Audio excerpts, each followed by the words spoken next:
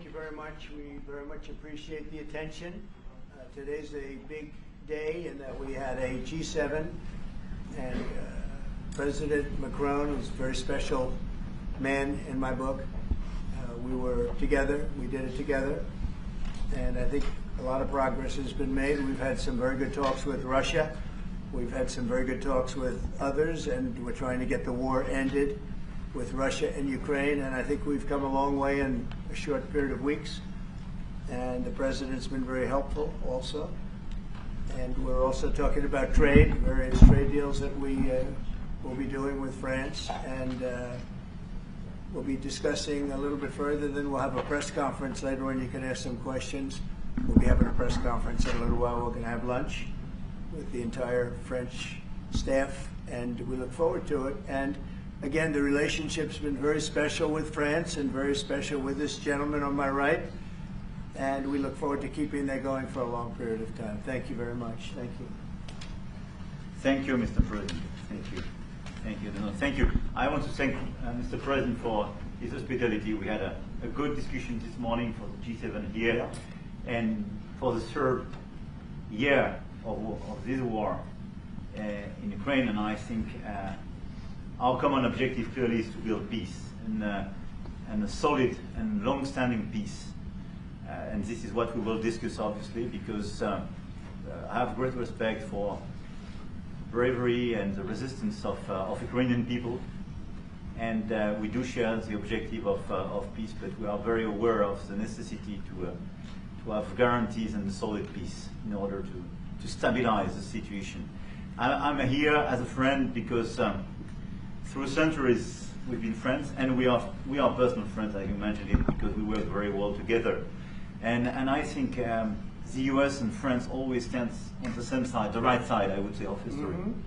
And this is exactly what's at stake today. And this is a very important moment for Europe as well. And I'm here as well after discussions with all my colleagues to say that Europe is willing to step up, to be a stronger partner, to do more in defense and security for this continent, and as well to be a reliable partner and to be engaged on trade, economy, investment in a lot of topics. So I'm very excited by the discussion we will have, and obviously we will follow up. And I want to thank you again, Mr. President, for your presence for Notre-Dame de Paris. It meant a lot for French people, and I want to thank you for that. That's the cathedral, and they've done a fantastic job. The President's done a great job in bringing it back. That was a terrible thing, like, what, 5 years ago? Yeah. Watching that burn was a very horrible sight, and you've done a fantastic job in bringing it back, so I congratulate you. Thank you for being here. Thank you very much.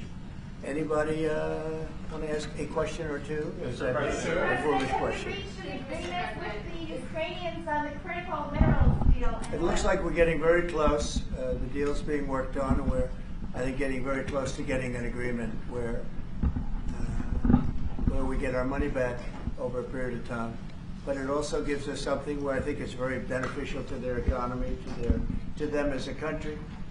But you know, we're in for $350 billion. How we got there, I don't know, but that's a lot of money, a lot of money invested, and we had nothing to show for it. And it was the Biden administration's fault. The Europeans are in for about $100 billion, and they do it as in the form of a loan. And the Europeans have been great on this issue. They understood it wasn't fair, and we were able to work something out. But with the Ukrainians, I think I can say that we're very close. Scott's around here someplace, and I think we can say that we're very, hi Scott, I think we're very close. Do you have something to say about that, Scott? We are very close. Good. 1 yard line. All right, good. Mr. President, would any security guarantee for Ukraine? What? Would a minerals deal include a security guarantee for Ukraine? Well, it'll be, Europe is going to make sure that nothing happens. I don't think it's going to be much of a problem. I think once we settle, there's going to be no more war in Ukraine, and you're not going to have it. It's not going to be a very big problem. That's going to be the least of it. So there's Greek media reporting that the U.S. has agreed to shut down a military base in Greece that's been a logistical hub for NATO. That who shut down? That the U.S. has agreed to shut it down at the request of Turkey and Russia. Is that all true? Marco, do you have anything to say? Well, sure, that's a no. That's a no. Mr. President, Monsieur Is it a President. no? You say? It's a no, sir. It's not a correct story. Mr. President, how do you react to people in Europe who say that you are abandoning Ukraine and that you are going to sacrifice the security of Ukraine by making a deal with Vladimir Putin? Now, we're helping Ukraine like nobody's ever helped Ukraine before. And I can say this, if I didn't become president, Ukraine would right now still be at a level where there would be no even thinking about a peace. And it was, it's a sad thing that this happened. This would have never happened, this war, if I were president. Zero chance.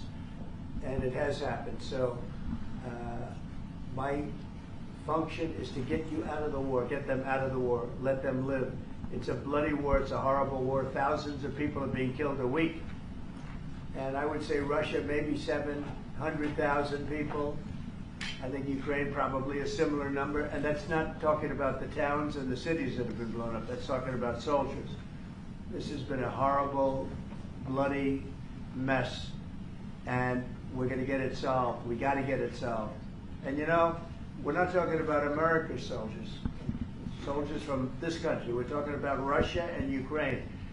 But on a humanitarian basis, we have to get this very, very bloody, savage problem solved. And I will say this also, it could lead to World War III if it's not solved. You know, there'll be a point at which it's not going to stop at those two countries. Already there's such involvement from other countries. And it could really lead to a very big war, World War III. And we're not going to let that happen either. Would you support the idea to send European troops in Ukraine to back the ceasefire? European troops may go into Ukraine as peacemakers. So when the agreement is done, they can watch that everything is followed properly. I don't think that's going to be a problem. And a lot of the European countries, I think, I don't want to speak for France, but I know that the presidents talked about doing that also. I think that'll be a very good day when we can go in as peacekeepers as opposed to what's going on right now with everybody being killed. Will they have U.S. backing, those troops going into Ukraine? Will they have U.S. backing from U.S. troops? Well, we're going to have a backing of some kind, and obviously the European countries are going to be involved, and I don't think you're going to need much backing. I think that's not going to be a problem. Once an agreement is signed, Russia's going to get back to its business, and Ukraine and Europe are going to get back to their business. I don't think it's going to be a problem. Mr. President, will you meet with President Zelensky soon? What? Will you meet with President Zelensky soon? I will be meeting with President Zelensky. In fact, he may come in this week or next week to sign the agreement, and which would be nice. I'd love to meet him. Would meet at the Oval Office. So the agreement's being worked on now. They're very close to a final deal.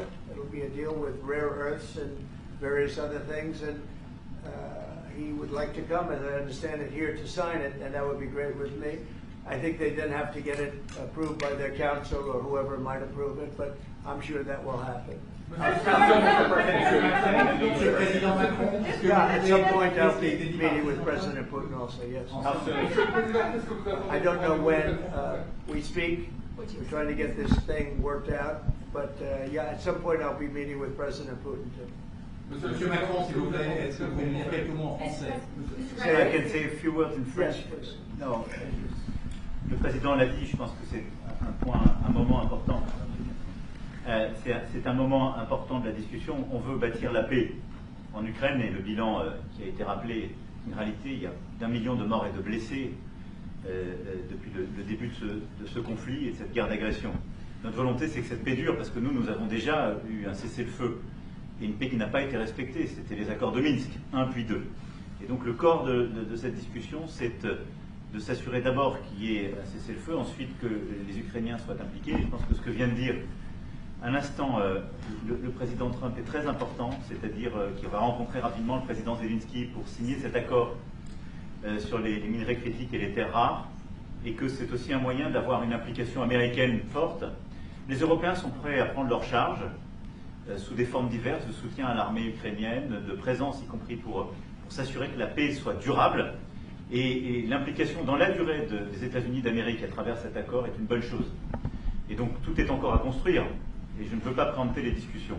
Mais nous partageons le même objectif, et ce qu'on a discuté ce matin pendant 1 heure après la visioconférence ensemble, est-ce qu'on va continuer de travailler, et sont pour moi des bonnes avancées.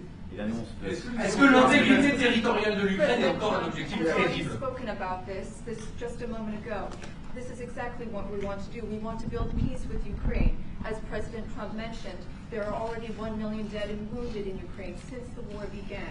We had a ceasefire in the past that was not respected. This was under the Minsk Agreements 1 and 2. President Trump, as he said, will be meeting with President Zelensky to sign a deal on rare earths, and we are pleased to see this very strong American involvement. Europe, of course, also stands ready to support Ukraine in various ways, supporting its military. And we don't want to preempt any sort of discussions that are currently underway, but we do share the same objective of building this lasting peace. I just want to tell you a little story. So we were at the Eiffel Tower having dinner with your wonderful wife and with my wonderful wife, and we came out and he started speaking the French deal. And we didn't have an interpreter, and he was going on and on and on, and I was just nodding, yes, yes, yes. And he really sold me out, because I got back the next day and I read the papers. I said, that's not what we said. He's a smart customer, I will tell you that. Sure. Exactly what we agreed. Mr. President, called Zelensky a dictator. Would you use the same words regarding Putin? I don't use those words lightly. I think that we're going to see how it all works out. Let's see what happens. I think we have a chance of a really good settlement between various countries. And, you know, you're talking about Europe, and you're talking about Ukraine as part of that whole situation. The other side has a lot of support also.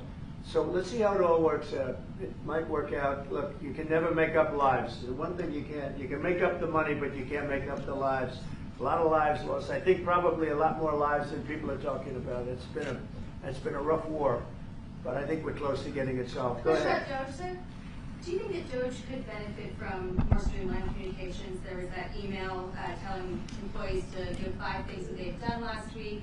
Agency heads then told people to ignore it. You're talking about the last email that was sent, where he wanted to know what you did this week. You know why he wanted that, by the way? I thought it was great. Because we have people that don't show up to work and nobody even knows if they work for the government. So by asking the question, tell us what you did this week, what he's doing is saying, are you actually working?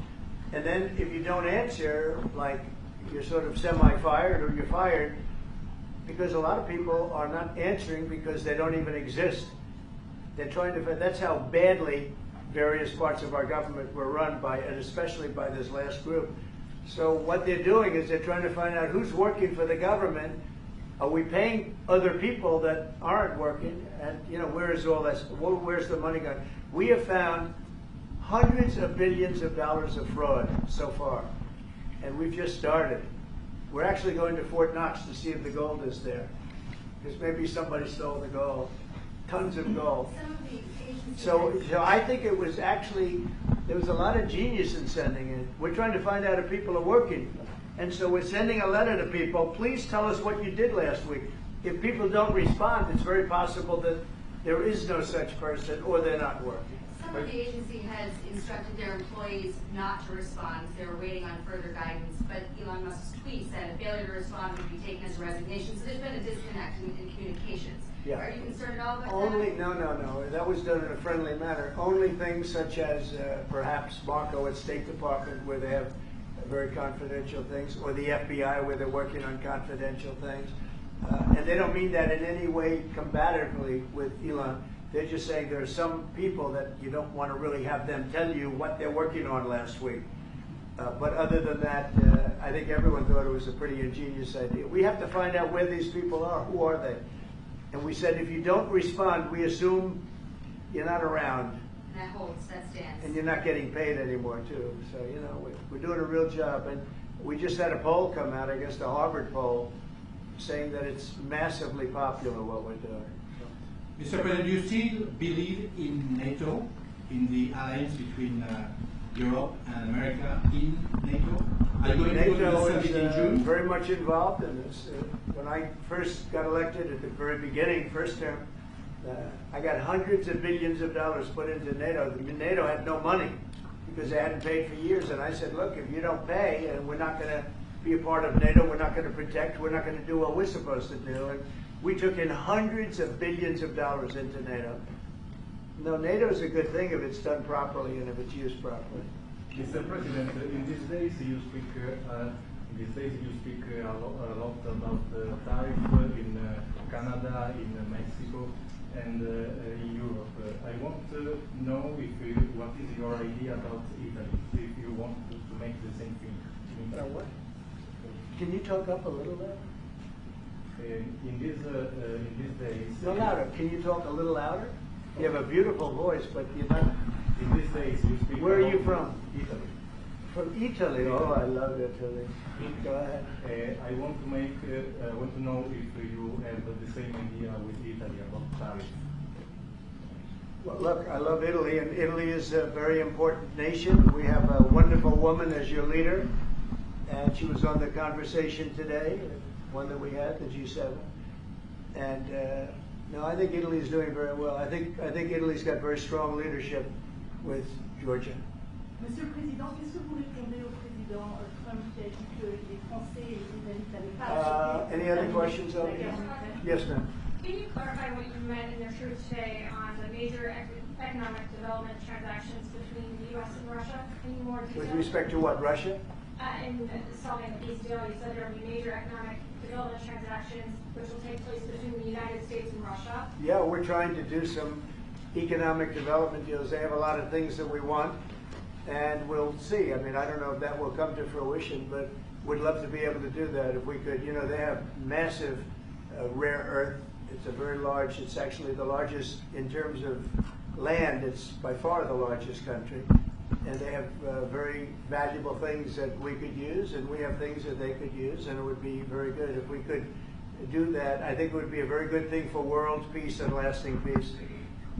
Well, I mean, our first, by far, our first thing that we want to do, the first element of the overall transaction is ending the war. But if, just as we're doing with Ukraine, if we could do some economic development in terms of Russia and getting things that we want, something like that would be possible, yes. Mr. President, Yes, go ahead, please. Can you explain the rationale in having the U.S. vote against the UN resolutions that Ukraine proposed and also the U.S. proposed? I would rather not explain it now, but it's sort of self-evident, I think. Mr. President, what about increasing the tariffs on products from the European Union? Is that still something you want to do today? Well, it's not increasing, it's reciprocal. So whatever they charge us, we're charging them. So it's not a question of increasing. If they charge us 20%, we charge them 20%. If they charge us 30 or 40%, then we do that too. So that would be on European Union, but that really would be with respect to everybody. It's reciprocity. So reciprocal. Whatever they charge us, we charge them. Nobody has a problem. Even you, as you don't have a problem, right? Mr. President, are you thinking of going to Moscow soon, maybe in May for the 9th of May for the anniversary? I mean, not soon, but I would be certainly, if this all gets settled out, which I think it will, sure, I would go there. On the 9th of and May? you'd come here too. On the 9th of May for on the Red Square? I don't know the 9th of May, no. I think that's pretty soon. But no, at the appropriate time, I would go to Moscow. When do you see the war will end? I think we're going to end soon. Well, how soon? Within weeks. Weeks? Yeah. At what price for Ukraine? Don't you think so? I'd like to ask that. I think we could end it within weeks if we're smart. If we're not smart, it'll keep going and we'll keep losing young, beautiful people that shouldn't be dying. And we don't want that. And remember what I said. This could escalate into a third world war.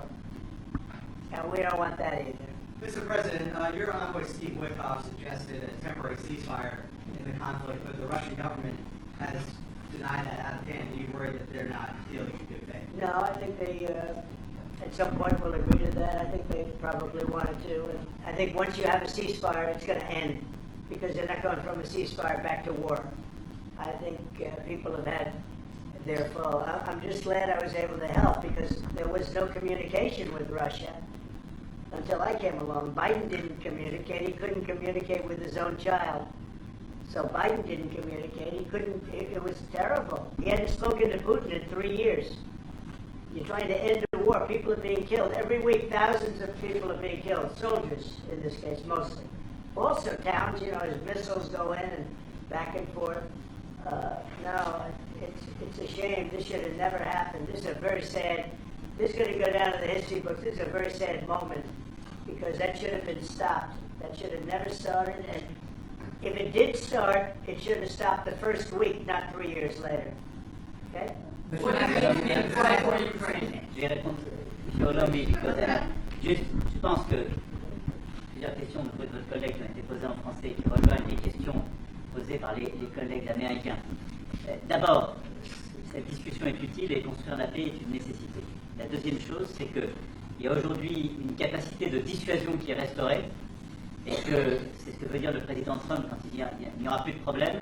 Je pense que la force du réengagement américain aujourd'hui, c'est en quelque sorte l'incertitude aussi pour le président Poutine. Et donc il y a une capacité de dissuasion qui est là, qui permet de céder d'abord sans doute une trêve, la capacité à vérifier que cette trêve est respectée, et ensuite un accord de paix qui permettra de reconstruire l'Ukraine, mais de lui apporter aussi les garanties de sécurité. Dans le cadre de ces garanties de sécurité, nous pensons que nous avons notre rôle à jouer.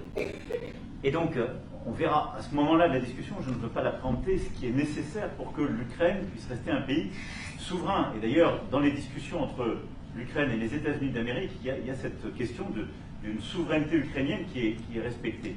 Et donc, nous, ce que nous avons préparé, en particulier avec nos partenaires britanniques, dans le cadre d'un travail très étroit qu'on a mené ces dernières semaines, et partagé avec tous les pays européens et alliés qui sont prêts à s'y joindre, c'est l'idée de dire on est prêt à apporter ces garanties de sécurité. Les conditions, elles doivent en être définies. Elles doivent être définies par l'accord. Ça peut aller jusqu'à l'envoi, comme l'a dit le président, de troupes qui iront observer que la paix est bien respectée, qui iront se positionner, pas sur la ligne de front, pas pour justement, en quelque sorte, être dans le conflit, mais marquer une présence comme une garantie. Il y a d'autres moyens de soutenir qui peuvent être des soutiens accrus et capacitaires à l'armée, des structures nouvelles.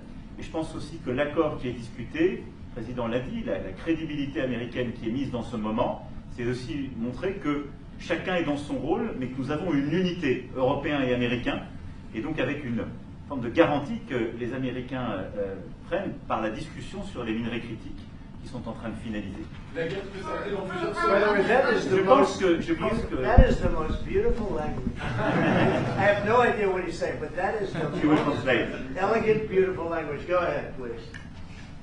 This is a question that was asked by several. What we need to do is make sure that we are building peace. We have deterrence capabilities that have been restored. As President Trump said, there won't be any more problems. We've seen the U.S. re-engagement and the message that sends to Mr. Putin. We have deterrence, which will allow a truce to take place, verification of that truce, and then a peace agreement can be put in place so that we can start rebuilding Ukraine with security guarantees. And we have a role to play in that. Again, I'm not preempting any discussions, but we've spoken about Ukraine's sovereignty, and that has been a subject of discussion between the U.S. and Ukraine. We have also been working closely with our British partners this week. We've shared this information with other European countries, and we are ready and willing to provide those security guarantees, which could perhaps include troops, but they would be there to maintain peace. They would not be along the front lines. They would not be part of any conflict. They would be there to ensure that the peace is respected. Our assistance may include other capacity building, perhaps for the military. We see U.S. credibility here. We each have our roles to play, but it will be done in a united fashion. Mr. President, do you think that Ukraine should give up a part of its territory? Well, we're going to see. It's a negotiation that's just starting, and they've been fighting, and there's been a lot of land that's been taken. So we'll have to see how that works out. That's part of the negotiation. I will say there was great unity in that room today, via Skype or whatever. But it was great, tremendous unity today in that room with the other countries.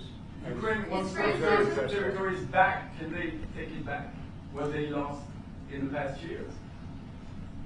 That's not an easy thing to do, is it? Right? It's not an easy.